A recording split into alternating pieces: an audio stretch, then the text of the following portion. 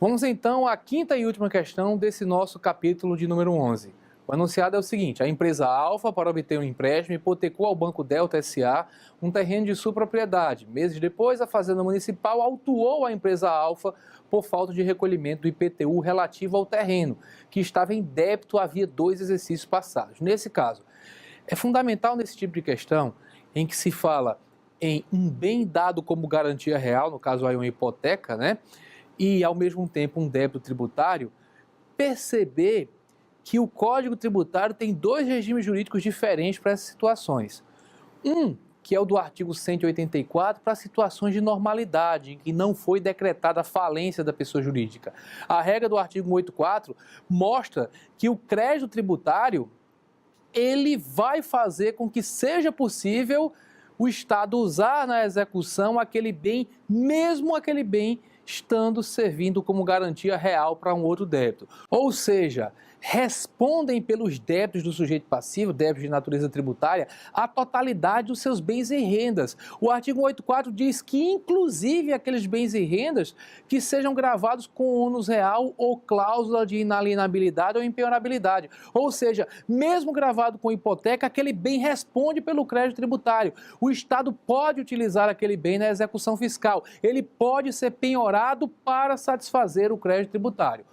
Contudo, se nós estivéssemos tratando de um caso de falência, o artigo 186 do Código Tributário Nacional, no parágrafo único, diz que, na falência, o crédito tributário não prefere aos créditos com garantia real. Então, se fosse dito aí que a empresa Alfa, ela quebrou, ela teve sua falência decretada, certo? Aí o que é que iria acontecer? Quando se fosse ordenar os créditos que seriam pagos naquela sequência, viria crédito trabalhista e crédito acidentário em primeiro lugar, depois apareceriam os créditos com garantia real até o limite do bem gravado, então o banco teria prioridade sobre a fazenda pública. Além disso, claro, seriam pagos por fora, aí não entrariam nem nessa disputa, pagos em primeiro lugar os créditos extraconcursais e as importâncias passíveis de restituição. Mas o que é mais importante para essa questão aqui é perceber que na falência esse crédito com garantia real teria preferência sobre o crédito tributário. Agora, fora desse procedimento, pensando em penhorar determinado bem, é possível que o fisco penhore mesmo aquele bem que está gravado com ônus real para determinada empresa. Então, nessa situação, como não se fala em falência, vamos analisar as alternativas. Alternativa A: a Fazenda Municipal pode penhorar o terreno, já que no caso vertente o crédito tributário se sobrepõe ao crédito com garantia real. Verdadeiro, é a alternativa que corresponde ao gabarito, conforme acabamos de explicar. Alternativa B: a Fazenda Municipal não pode penhorar o terreno, uma vez que a hipoteca foi constituída antes do lançamento realizado pela Fazenda de ofício.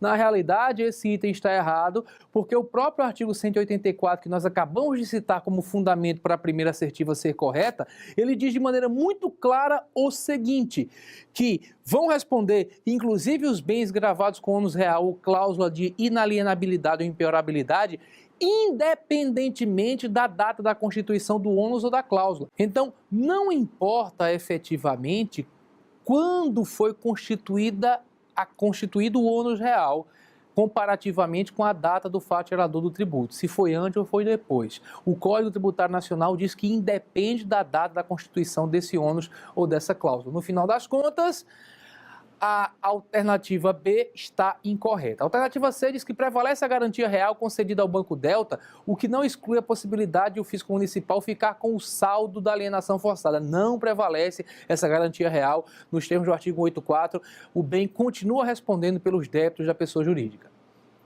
A alternativa D: a Fazenda Municipal deve penhorar o terreno, desde que intime antes o Banco Delta e este não se manifeste. Não depende desse requisito de intimação do Banco Delta e ele não se manifestar.